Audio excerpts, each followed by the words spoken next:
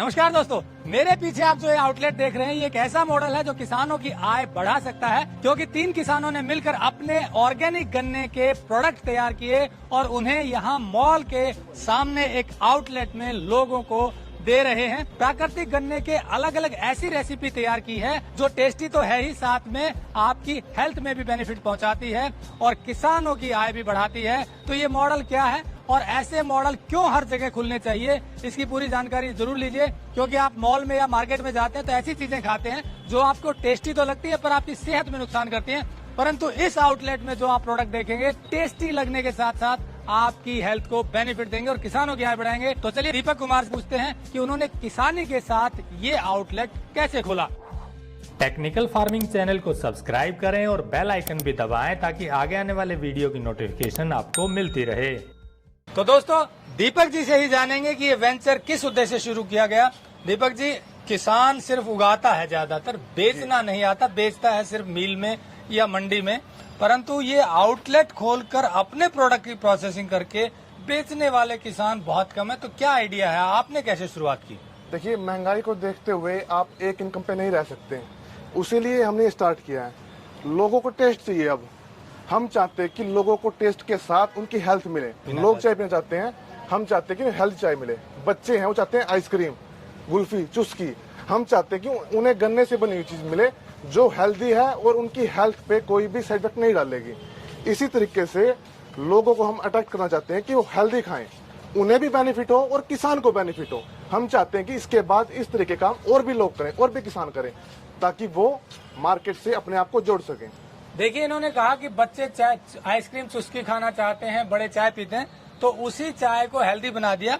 ये सामने जो आप चाय देख रहे हैं ये गन्ने के जूस से बनी हुई चाय है।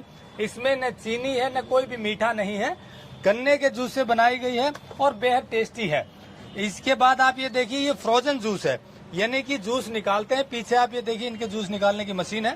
इससे निकाला और इसे डीप फ्रीजर में रख देते हैं और ये कई दिन तक खराब नहीं होता। आप इसको कैरी कर सकते हैं, कहीं भी ले जाकर यूज कर सकते हैं। बाहर रखिए, ये फिर से वापस अपनी शेप में आ जाता है और आप यूज कीजिए। ये देखिए आइसक्रीम है इनकी, जैसा इन्होंने कहा कि बच्चे आइसक्रीम खाना चाहते हैं, गन्ने के जूस से बनी हुई आइसक्रीम है। और ये दूसरी चॉकलेट से बनी हुई आइसक्रीम है, गन्ने के जूस और चॉकलेट को मिला करके। ये गनेरी बोलते हैं, गन्ना जलेबी बोलते हैं और ये चटनी के साथ खाने पर बड़ी टेस्टी लगती है। और ये देखिए गन्ने की कुल्फी, आप ये देखिए कुल्फी आपने वैसी बहुत खाई होंगी जिसमें बहुत सारी चीनी मिली होती है, केमिकल भी होता है, लेकिन इसमें कोई चीनी केमिकल नहीं है, गन्ने के जूस से बनी हुई है।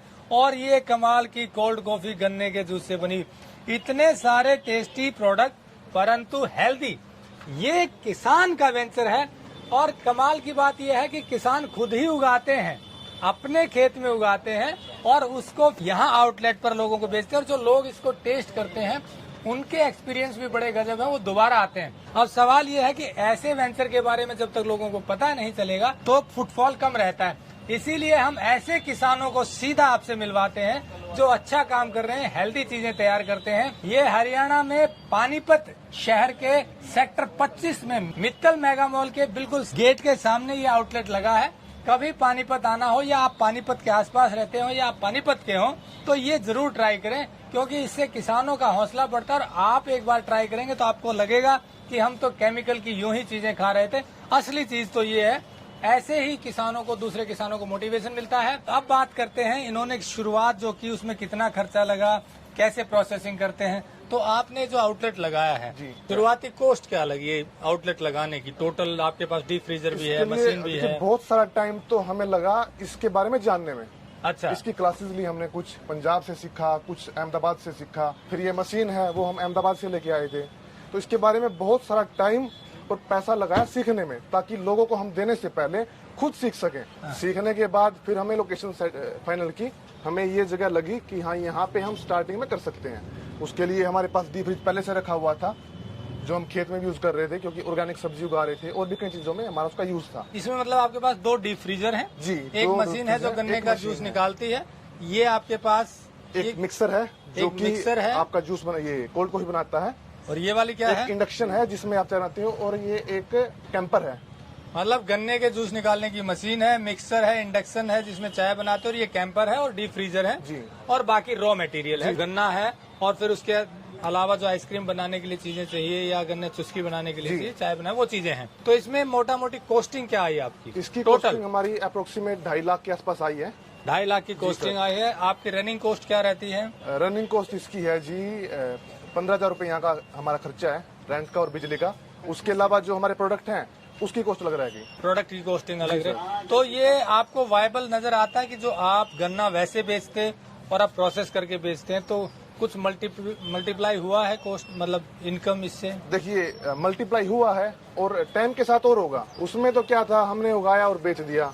इसमें हमारे एफर्ट ज्यादा है, मेहनत ज्यादा है, तो उसके हिसाब से हमें उम्मीद है कि आगे और बढ़ता जाएगा। इसमें दूसरा, हम जैसे कुल्हड़ है, पहले प्लास्टिक के गिलास थे, तो हम ट्राई कर रहे हैं कि उसकी वजह कुल्हड़ में दे ताकि किसी और को भी काम मिले। तो धीरे धीरे लगे हुए हैं कछुए की चाल पे, आराम आराम से खरगोश बनेंगे या रेस जीत जाएंगे। खरगोश बनेंगे और रेस जीत जाएंगे। बहुत अच्छी बात कही है। कछुए की गति से शुरुआत हुई है, लेकिन कंसिस्टेंसी रहेगी तो फिर वो खरगोश की स्पीड मिलेगी और फिर जीत भी हासिल होगी। तो इसी तरह से और किसानों की भी जो हमने स्टोरी दिखाई, उनका बहुत अच्छा रिस्पॉन्स रहा।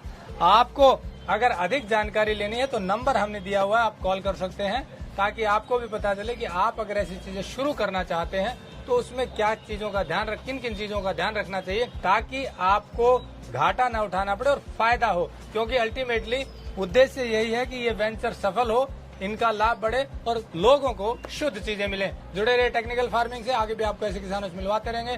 नमस्कार, जय हिंद। अगर आपको यह वीडियो पसंद आया है तो ज्यादा से ज्यादा लाइक और शेयर जरूर करें। साथ ही चैनल को सब्सक्राइब करना ना भूलें।